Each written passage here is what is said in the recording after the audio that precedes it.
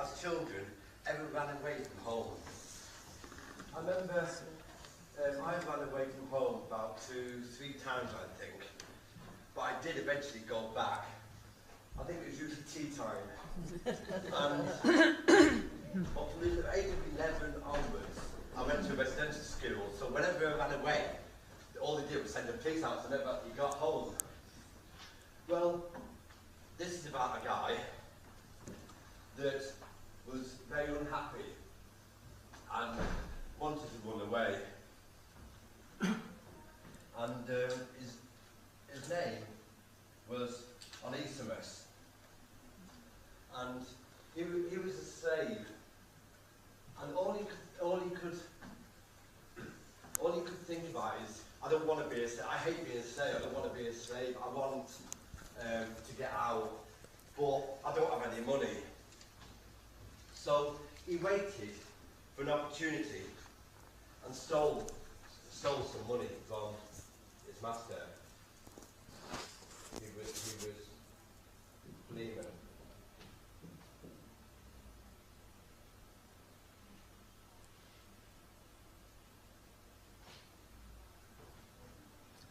And he must have stole quite a lot of money because he got quite far. But he decided, he thought, I know what I'll do. I'll head for Rome, which is the capital city. But because he figured lots of people, lots of fun, and it'd be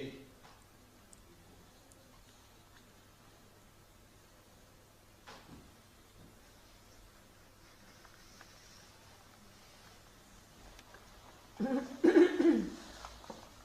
adventure.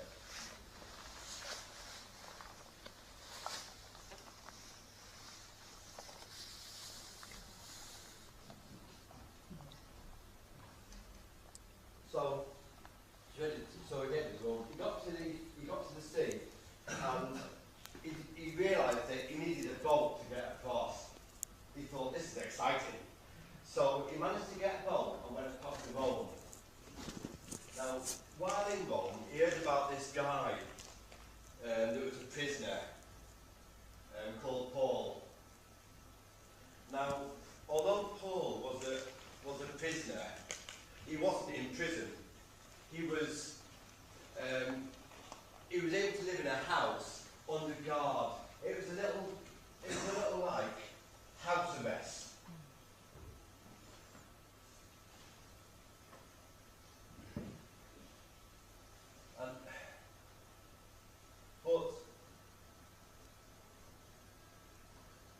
But although he was under house arrest, he could be seen. He wrote a lot of his letters while there.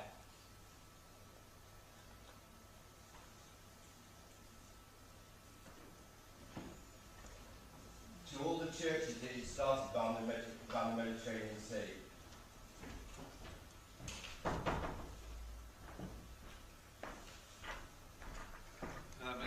So as Onesimus was thinking about seeing this guy, Paul, he said, but he knew my master, and he might know me, but you know.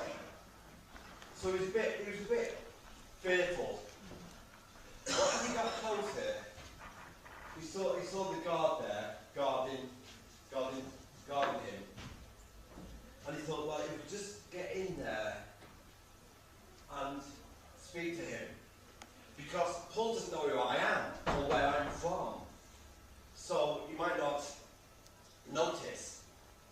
So he sneaked in and started to listen, and he suddenly decided, he says, he knows me, because Paul was talking about the wrong things that we had done and everything, and Onesimus started to feel guilty because he'd done some bad things. He'd lied, he'd stole, and he'd run away from his master. So he was really concerned about this, because he thought, Paul knows me.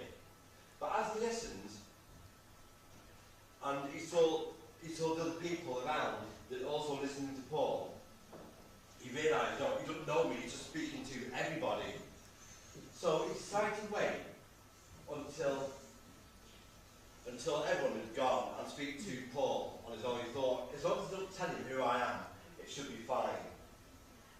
So after everybody had gone, Paul started, he spoke to Paul, and eventually, one thing led to another, he eventually told Paul exactly who he was. And he felt so guilty, he asked, and each of us asked God to forgive him for everything that he'd done wrong. And Paul said to him, he says, listen, he says, I could really do with some help around here. So can you stay a while and help me?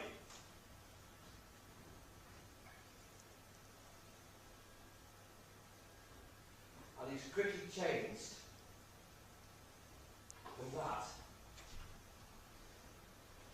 to that. First time he'd been felt happy for quite some time. So he stayed and helped Paul. And then, after some time later,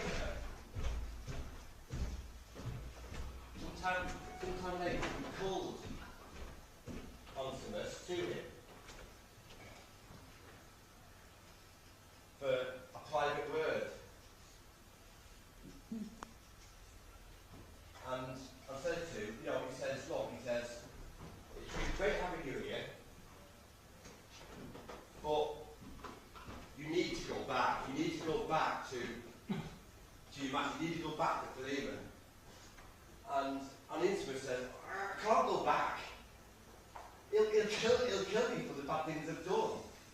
He says, no, he said, before you were a slave. He says, now, he says, you're more than a slave. You're a brother because you've been forgiven.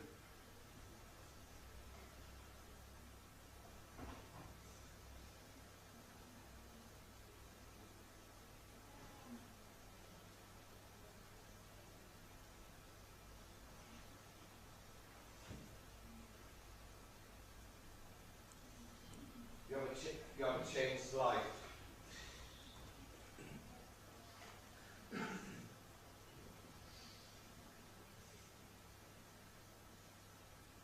The letter that I'm writing is to explain to him that you're now a brother. So he decided to go back. And now, while I was thinking about this story, I was thinking about my own life. You see, one of my favourite psalms is Psalm 23, where it says, "The Lord is my shepherd." And in one verse, it says, "Even though I walk through the valley of the shadow of death, I will fear no evil." And what's it talking about? It doesn't matter what bad things we do, or how much we do wrong, it's wrong. That God not only forgives us, but then restores us. And I always thought, when I first became a Christian, I thought, great, the problems that I've got will disappear. And I soon learned that God doesn't work like that. Even though I walk through the valley of shadow of death, means that the difference between a Christian and a non-Christian is that when you're a Christian, that you still go through them, but you go through them with Him. And this adventure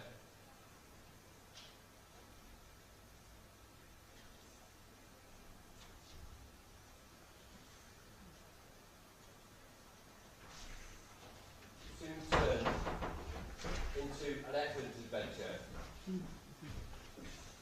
because he had a changed life. I was going back, and he learned that his name was no longer useless.